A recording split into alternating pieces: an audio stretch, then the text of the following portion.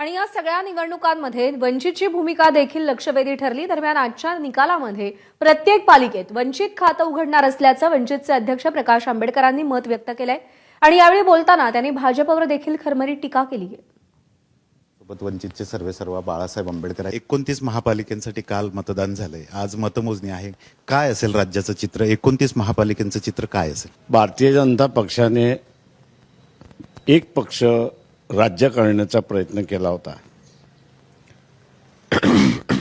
त्याला या महानगरपालिकेमध्ये तडा जाईल असं मी त्या ठिकाणी मानतोय।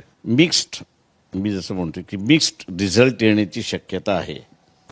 याचा अर्थ तुम्ही सगळ्यांनी मिळून राजकारण केलं पाहिजे।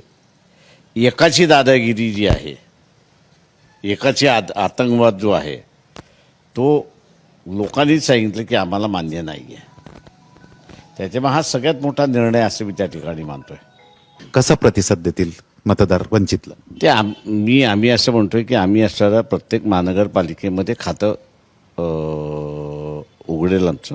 तेव्हा आम्ही निवडून येणं सगळं ह्याच्यामध्ये याचा बदलता स्वरूप मी जर पाहिलं तर वंचितांना स्वतःचं वेगळं राजकारण आता झालं पाहिजे असं त्यांना वाटतंय।